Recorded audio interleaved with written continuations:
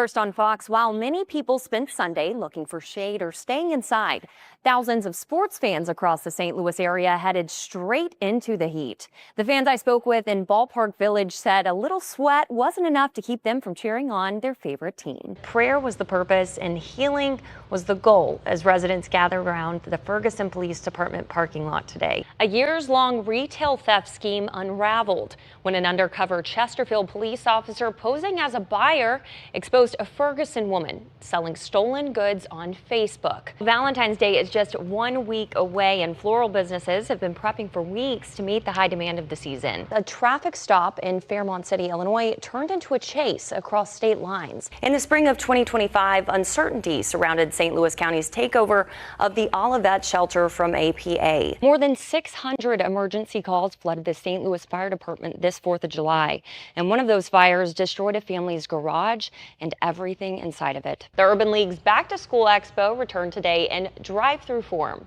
Organizers say it's about making sure kids have the tools that they need to succeed, especially after a tough summer for many families. Everyone, tonight my story has brought me over to Trenton, Illinois, where, let's just get into it. Behind me you see a dumpster because the family that I interviewed tonight experienced major flooding about a week ago. Not just one, but two. The 17th and the 19th were really bad for a family over here in Trenton. I'm going to show you their entire lower level if you tune into Fox 2 News at 9.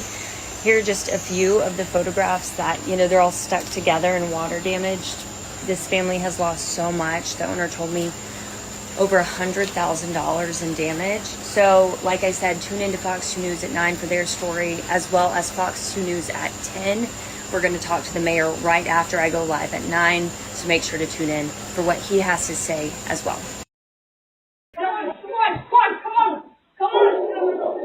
A home security camera captured dramatic footage of the babysitter in action. With Aaliyah cradled in her arms and Bryson's hand firmly in hers, she courageously opened the front door to reveal the flames outside and led the children to safety, something the teen says came naturally to her as the oldest child in her family. I feel like I did what anyone else would do. She is very mature. She has this little motherly instinct in her that is amazing. She's really good with her younger sisters, and she is my little partner forever. On Monday, Savannah was recognized for her extremely heroic actions by the Board of Directors for High Ridge Fire Protection District. An award ceremony was held here earlier at the High Ridge Station, where she was awarded their Hometown Hero Award. Hey everyone, tonight I am over in the Grove. I'm currently standing outside of Rehab Bar and Grill. It's a pretty popular establishment around here, and one of the first ones to push back against Anheuser-Busch's decision to drop their sponsorship of this year's Pride Festival. I was able to speak with the president of Pride STL as well as some community members about how they feel like this overall sponsorship loss will impact the festival as a whole, as well as what we can still look forward to and how you can support Pride Fest. So make sure to tune into Fox 2 News at 9 if you want to learn more. Reporter with our affiliate station KTVI in St. Louis. Caroline, good morning. I'm seeing the destruction behind you. Talk to me about the damage where you are. Yeah, good morning, Hannah. Where I am is Arnold, which is just southwest of St. Louis. And as you can tell, it's being described as a battlefield for good reason. Shirley, this is one of those events where the impact goes beyond the arena behind me. At last week's packed meeting, city officials here in Granite City said that if any data centers were proposed, they'd be built on the outskirts of town, like right here. When two flash floods tore through the Hart family home just days apart, they lost nearly everything. As you can see, their family memorabilia, their photos, their records, it's all basically completely destroyed. Now here's the real eye-opening part. This video of a vervet monkey jumping on my shoulders isn't real. I made it using an AI app called Sora. It only took a few prompts and a couple of minutes. Now, I know this didn't happen, but if you didn't know me, would you? A barrage of midday gunfire in North St. Louis. Fox News' Caroline Pettey is here to tell us about the violence erupting in the middle of an apartment complex. Oh yeah, the West End neighborhood erupted with gunshots earlier today, ending an otherwise pretty peaceful afternoon. A white car actually crashed into the backyard of, this is the front of the apartment complex, but this is Stonecrest Townhomes. And the community's response, like y'all said, it was quick, it was prompt, and it really showed how St. Louisans stand up for each other. Snow melts, ice flies, but responsibilities, they stick around. Experts say saving lives only takes a matter of seconds of clearing that winter weather debris from your vehicle before the road clears it for you and possibly onto someone else. A local artist was asked by the St. Louis Regional Art Commission to design 5 pairs of skates for the national championship right here. St. Louis voters have chosen a new direction by electing Kara Spencer as mayor in a landslide victory over incumbent Tashara Jones. There's still a long road ahead, but signs of progress are everywhere. Streets that were once blocked by debris have now been cleared. Power is returning, and the neighborhoods that were hit the hardest are getting the help that they need. Fox News' Caroline Pettey live at the track for us this morning with the preview. Good morning, Caroline. Hey, good morning, guys. Yes, the sun is up here at Worldwide Technology Raceway. I've seen the cross runner going around the track. It's pretty cool because just after 3 years on the Cup schedule, this track has now earned a playoff spot. Tala arrived in St. Louis earlier this Sunday afternoon, entering into her and her family's new chapter of life. The county council took up Bill 15. It's proposed by Councilwoman Lisa Clancy, and the debate got passionate. Now, council members are saying they're not trying to reinvent the wheel or ban anything. This is about regulation, safety, and transparency. The costs for pet adoptions are about to double for those wanting to adopt from St. Louis County. And pet officials are asking St. Louis to step up for the creatures who need it the most.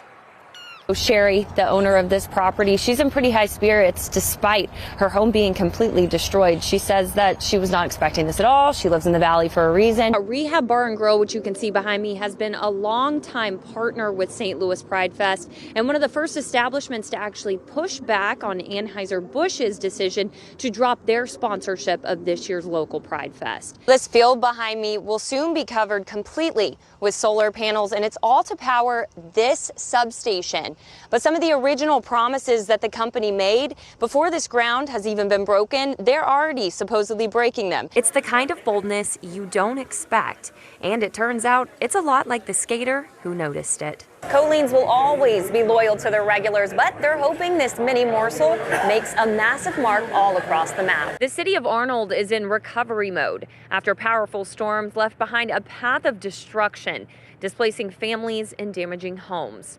This is the final area where officials were able to corral the bison before, unfortunately, yes, making the decision that they felt was best for public safety and euthanizing all 3 of the animals. After a tornado, the immediate destruction is obvious. But after the skies clear, many families are left to deal with damage that isn't just cosmetic, it's dangerous. A local housing project is giving veterans a place to call home, one tiny house at a time. We're right outside one of the firehouses where crews rushed just after 5 p.m.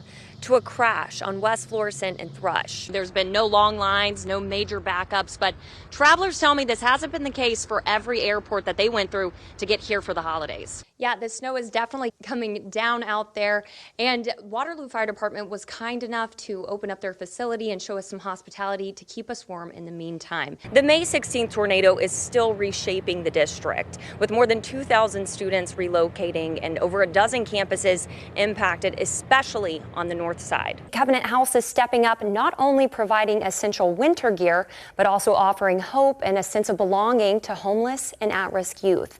And I was fortunate enough to spend this afternoon with the organization. And tonight we take you inside their efforts and hear from one young man whose life has been transformed by their care. Good morning, guys. It's a milestone weekend here at Worldwide Technology Raceway, and we've got at the center of it all the man whose name is backing all of it. Hi, John Bomarito. How are you doing this morning? Good morning, Caroline. How you doing? All right? I'm doing great to be in this energy and this atmosphere. No cars have even hit this raceway yet. I mean, the energy is just incredible out here. I know. I can tell you that we're going to have about 35,000 or 40,000 of our closest friends come this weekend. The reports of monkeys roaming North St. Louis didn't just spark concern. They sparked creativity online. Within hours, social media filled with images and videos claiming to show monkeys everywhere, from the Gateway Arch to local restaurants. But city officials say those posts only made an already confusing situation worse. We are aware that alleged sightings and videos have been shared through social media. However, these posts cannot be verified and are not used to conduct enforcement actions. Health officials say many of those posts weren't just unverified. Some were created using artificial intelligence. Now here's the real eye-opening part.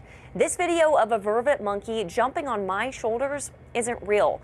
I made it using an AI app called Sora. It only took a few prompts and a couple of minutes. Now, I know this didn't happen, but if you didn't know me, would you? Experts say the real danger?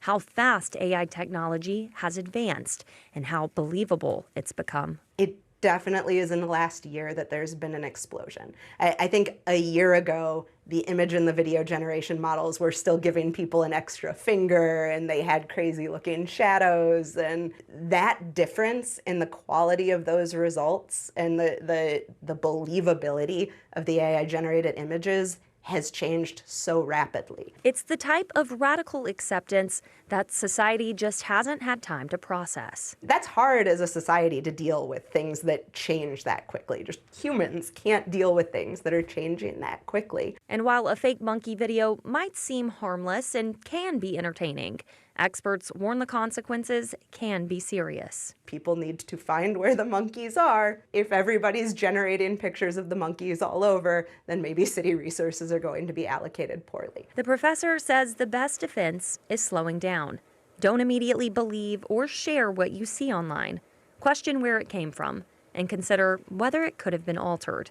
Because in today's digital world, seeing is no longer believing. Caroline Pettey, Fox 2 News. Board Bill 80 was brought forward by Alderwoman and mayoral candidate Kara Spencer. It focuses on improving public safety and curbing reckless behavior on the roads. The bill targets street takeovers, where drivers block roads to perform dangerous stunts, like burnouts and donuts. It's terrifying to be a pedestrian, to be a cyclist, to even be a fellow driver. It aims to empower law enforcement to impound vehicles used in these crimes, treating them like weapons threatening public safety. Spencer compares the measures to last summer's gun laws aimed at getting dangerous tools off the streets. The idea here, really the concept, is not to punish people, it's to curb the behavior, it's to end the reckless driving. Last year, 223 pedestrians were hit by vehicles in St. Louis, with fatality rates tripling the national average. We are in a reckless